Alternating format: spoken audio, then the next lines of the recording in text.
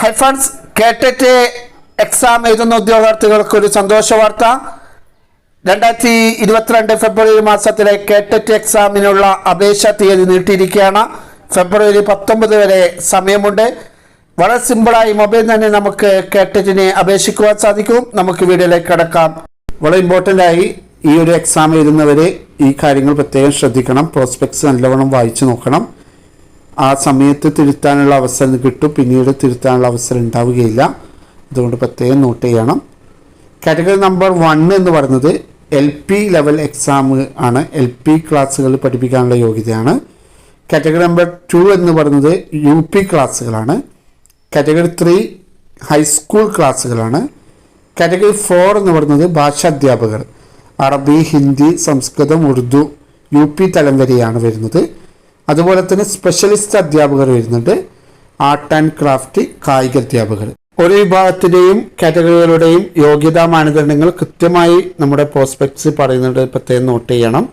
അതുപോലെ തന്നെ ഇതിൻ്റെ എക്സാം ഫീ വരുന്നത് 500 രൂപയാണ് ജനറൽ വിഭാഗത്തിന്. പട്ടികജാതി പട്ടികവർഗ വിഭാഗത്തിനും ഭിന്നശേഷിയുള്ളവർക്കും 250 രൂപയാണ് വേണ്ടത്. ഓൺലൈനായിട്ട് മാത്രമേ ഈ ഒരു എക്സാമിന് അപ്ലൈ ചെയ്യുവാൻ സാധിക്കുകയുള്ളൂ. വളരെ ഇമ്പോർട്ടൻ്റ് ആയ ചില ഡേറ്റുകൾ ഓർമ്മിക്കേണ്ട ദിവസങ്ങളാണ്.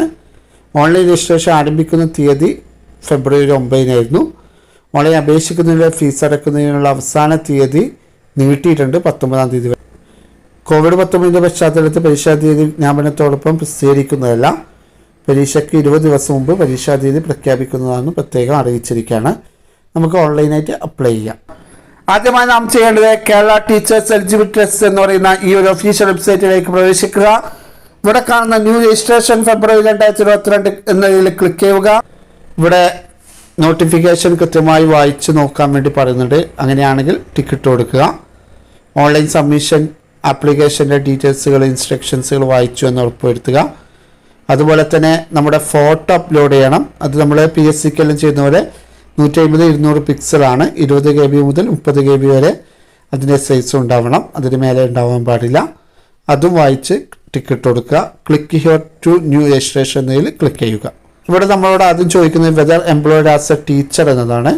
നമ്മൾ ഗവൺമെൻറ് സ്കൂളുകളിലോ എയ്ഡഡ് സ്കൂളിലോ പഠിപ്പിക്കുന്നുണ്ടെങ്കിൽ എസ് കൊടുക്കുക. എസ് കൊടുത്തു കഴിഞ്ഞാൽ നമ്മൾ സ്കൂൾ ടൈപ്പ് കൊടുക്കണം, എയ്ഡഡ് ആണോ ഗവൺമെൻറ് ആണോ എന്ന്. പെൻ നമ്പർ കൊടുക്കണം. അതുപോലെ തന്നെ ഡേറ്റ് ഓഫ് ജോയിനിങ് കൊടുക്കണം. നെയിം ഓഫ് സ്കൂള് കാര്യങ്ങൾ കൊടുക്കണം. ഇനിയല്ല നമ്മൾ വെദർ എംപ്ലോയി അല്ലെങ്കിൽ നമ്മൾ നോ കൊടുക്കുക. അതിനുശേഷം വളരെ ഇമ്പോർട്ടൻ്റ് ആയ കാറ്റഗറി 1 ആണ് നിങ്ങൾ കൊടുക്കുന്നതെങ്കിൽ നിങ്ങൾക്ക് ഇവിടെ 2 രീതിയിൽ ചോദിക്കും. ഒന്ന്, നിങ്ങളുടെ ഫസ്റ്റ് ലാംഗ്വേജ് കൊടുക്കണം.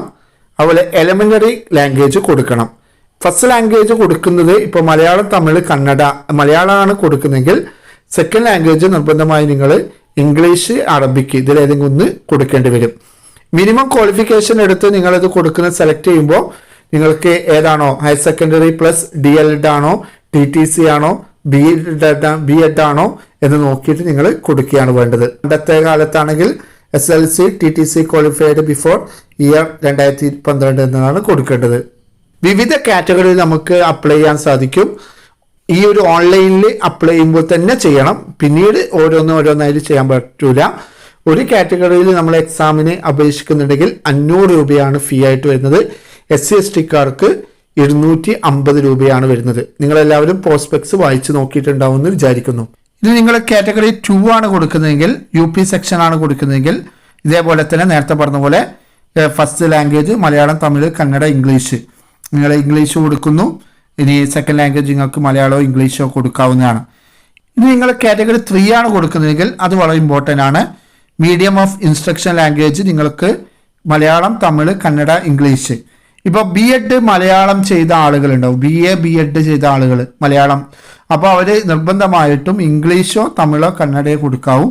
മലയാളം അത് അവരുടെ ലാംഗ്വേജ് ആയിട്ടാണ് കൊടുക്കേണ്ടത്. ഇപ്പോൾ B.Ed മലയാളം ചെയ്ത ഒരു വ്യക്തിക്ക് വേണ്ടിയാണ് ചെയ്യുന്നതുകൊണ്ട് തന്നെ ഇംഗ്ലീഷ് കൊടുക്കുന്നു.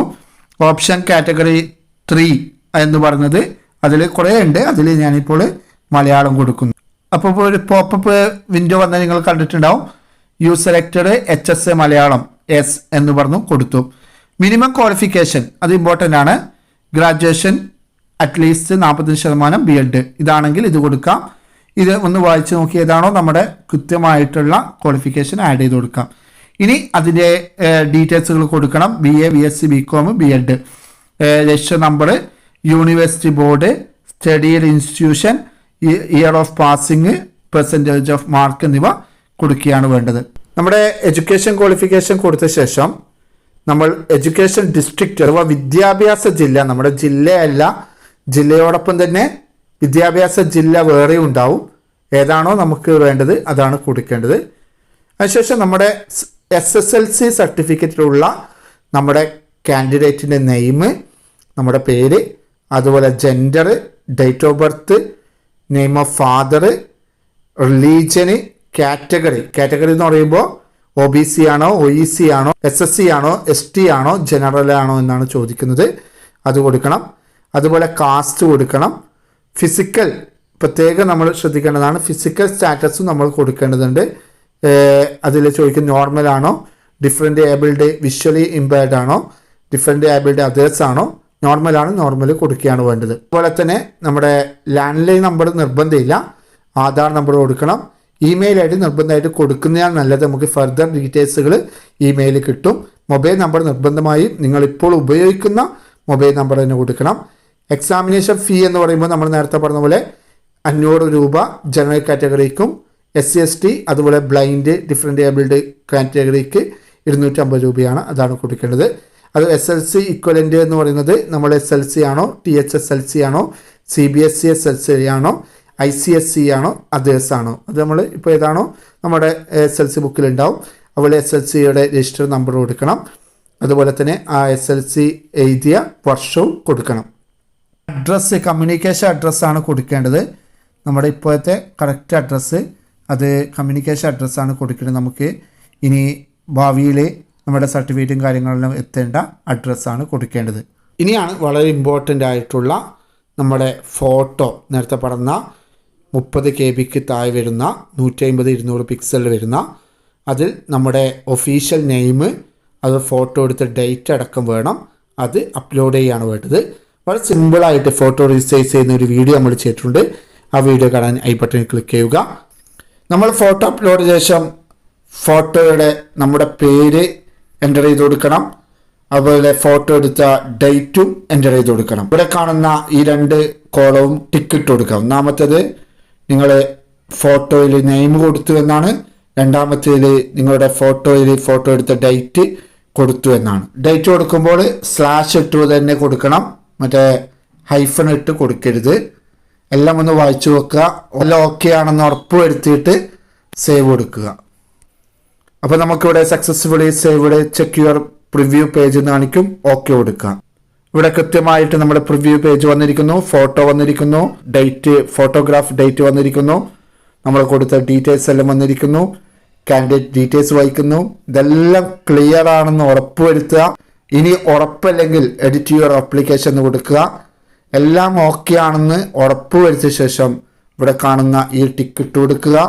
അതിനുശേഷം final submission and proceed for payment എന്ന് ക്ലിക്ക് ചെയ്യുക. Are you sure? Want to confirm the application? You cannot edit the application after confirmation എന്നാണ്. അപ്പോൾ എല്ലാം ഒന്നുകൂടി വായിച്ച് നോക്കി എല്ലാം ക്ലിയർ ആണെന്ന് ഉറപ്പ് വരുത്തിയ ശേഷം യെസ് പ്രൊസീഡ് കൊടുക്കുക. ഇവിടെ നമുക്ക് നമ്മുടെ applied category, application number, application ID, ഇത് വളരെ ഇമ്പോർട്ടൻ്റ് ആണ്. ഇത് നിങ്ങൾ സൂക്ഷിച്ചു വെക്കണം. ഒന്നുകിൽ ഇത് സ്ക്രീൻഷോട്ട് എടുത്ത് വെക്കാം, അല്ലെങ്കിൽ പ്രിൻ്റ് കൊടുക്കുക. അപ്പോൾ ഇത് നിങ്ങൾക്ക് പ്രിൻ്റ് എടുത്ത് സൂക്ഷിച്ചു വെക്കാവുന്നതാണ്. അപ്പോൾ ഇതേപോലെ ഒരു പ്രിൻ്റ് വരും. ഇത് സൂക്ഷിച്ചു വെക്കണം. ഇതിലാണ് നമ്മുടെ ആപ്ലിക്കേഷൻ നമ്പറും ആപ്ലിക്കേഷൻ ID ഉള്ളത്. എല്ലാം ഓക്കെ ആണെങ്കിൽ I accept the above undertaking and condition for payment എന്ന് ക്ലിക്ക് ചെയ്യുക. 500 രൂപയാണ് അടയ്ക്കേണ്ടത്. Click here to proceed for payment എന്നത് ക്ലിക്ക് ചെയ്യുക. നമുക്ക് ഇങ്ങനെ ഒരു പേജിലേക്കാണ് വരിക. SBI ഇ-പേയിലേക്ക് debit or credit card, internet banking, ഈ 2 ഓപ്ഷനാണുള്ളത്. അതിൽ ഡെബിറ്റ് ക്രെഡിറ്റ് കാർഡാണെങ്കിൽ ആ ഡീറ്റെയിൽസ് നമ്മൾ കൊടുക്കുകയാണ് വേണ്ടത്. ഇനി ഇൻ്റർനെറ്റ് ബാങ്കിങ് ആണ് വേണ്ടെങ്കിൽ ഇൻ്റർനെറ്റ് ബാങ്കിങ്ങിൻ്റെ ഡീറ്റെയിൽസാണ് കൊടുക്കേണ്ടത്. ഇപ്പോൾ നമ്മൾ പേയ്മെൻറ്റ് ചെയ്യുന്ന മുമ്പ് നമ്മുടെ ആ സൈറ്റ് ഹാങ് ആവുകയോ എന്തെങ്കിലും ചെയ്തു, നമുക്കിനി കാൻഡിഡേറ്റ് ലോഗിൻ എന്ന് പറയുന്ന ഇത് ഓപ്ഷൻ ഉപയോഗിച്ചാൽ മതി. കാൻഡിഡേറ്റ് ലോഗിൻ കയറിയിട്ട് നമ്മൾ നേരത്തെ തന്ന ആപ്ലിക്കേഷൻ നമ്പറും ആപ്ലിക്കേഷൻ ഐ ഡിയും അടിച്ച് സൈൻ ഇൻ ചെയ്യുക. വീണ്ടും നമ്മൾ click here to proceed for payment എന്ന് ക്ലിക്ക് ചെയ്ത് പേയ്മെൻറ്റ് കൊടുക്കാവുന്നതാണ്. പേയ്മെൻറ്റ് കൊടുത്ത ശേഷം യുവർ പേയ്മെൻറ്റ് സക്സസ്ഫുൾ എന്ന് പറഞ്ഞിട്ട് വന്നിരിക്കുകയാണ്. Your application I D and application number is shown below എന്ന് പറയുന്നു. അതുപോലെ click here to relogin and get final print out എന്ന് പറയുന്നു. ഇവിടെ ക്ലിക്ക് ചെയ്യുക. എന്നിട്ട് നമ്മുടെ ആപ്ലിക്കേഷൻ നമ്പറും ആപ്ലിക്കേഷൻ ഐ ഡി അടിച്ചു കൊടുക്കുക, സൈൻ ഇൻ ചെയ്യുക. അപ്പോൾ നമുക്ക് എല്ലാം ക്ലിയർ ആയിരിക്കുകയാണ്. Click here to get print out എന്നത് ക്ലിക്ക് ചെയ്യുക. അപ്പോൾ വളരെ സിമ്പിളായിട്ട് തന്നെ നമ്മുടെ ആപ്ലിക്കേഷൻ നമുക്ക് ചെയ്യുവാൻ സാധിച്ചു. ഇത്രയേ ചെയ്യാനുള്ളൂ. ഈ വീഡിയോ മാക്സിമം നിങ്ങളുടെ സുഹൃത്തുക്കളിലേക്ക് ഷെയർ ചെയ്യണം. പുതിയ അപ്ഡേറ്റുകളുമായി കാണുവരേക്ക് എവർക്കും താങ്ക് യു.